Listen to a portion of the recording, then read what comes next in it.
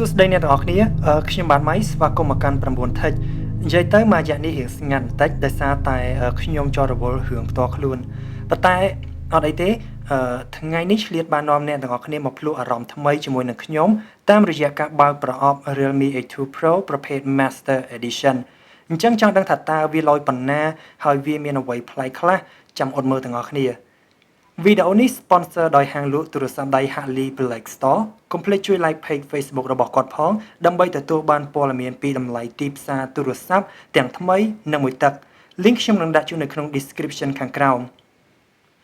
អញ្ចឹងបើប្រអប់វាឡើងយើងទទួលបានកូនប្រអប់តូចមួយដែលមានសៀវភៅណែនាំនិង case ថ្លាជាប្រភេទ TPU បន្ទាប់មកតួអាចរុំនៅក្នុងស្រោមខ្សែសាកប្រភេទ C មកចូលចាក់ SIM និងឆ្នាំងសាកកម្លាំង50វ៉ាត់ដែលរបស់ទាំងនេះគឺយើងទទួលបានដូចគ្នានៅក្នុងប្រអប់ version ធម្មតាដែរប៉ុន្តែអ្វីដែលថ្មីហើយប្លែកនោះគឺរូបរាងរបស់វាខណៈដែលខ្នងខាងក្រោយជាប្រភេទខ្សាច់គ្រើមផ្ដល់នូវអារម្មណ៍ប្លែករបៀបថាវាស្និទ្ធនឹងប្រអប់ដៃមិនរអិលហើយមានអារម្មណ៍ថា comfort នៅពេលដែលកាន់ប្រើប្រាស់កាន់តែពិសេសទៀតនោះវាត្រូវបានបោះស្នាមហត្ថលេខាដោយនាយកប្រតិបត្តិ Realme ផងដែរវាមានពីរពណ៌សម្រាប់ Master Edition នេះគឺពណ៌ក្រហមបែបលោហិតជ្រូកនិងប្រផេះបែបកាស៊ីម៉ង់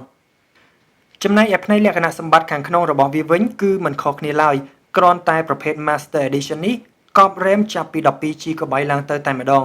Chip CPU GPU ហើយនិងអេក្រង់គឺវានៅដូចគ្នាដដែលនិយាយទៅ version នេះផលិតឡើងមកសម្រាប់ផ្ដោតទៅលើរូបរាងថ្មីតែប៉ុណ្ណោះដូច្នេះសម្រាប់ប្រិយមិត្តដែលមិនទាន់ដឹងពីលក្ខណៈសម្បត្តិរបស់វាអាចចូលទៅមើលឡើងវិញបានដែលខ្ញុំបាន review វាកាលពីជាង2ខែមុនមកហើយមួយទៀតសម្រាប់ប្រិយមិត្តដែលមានចំណាប់អារម្មណ៍ទៅលើវាអាចទំនាក់ទំនងទៅ page របស់ហាង Harley Black Store បានអរគុណសម្រាប់ការតាមដានទស្សនាវីដេអូនេះអរគុណចាំជួបគ្នានៅពេលក្រោយជាបន្តទៀត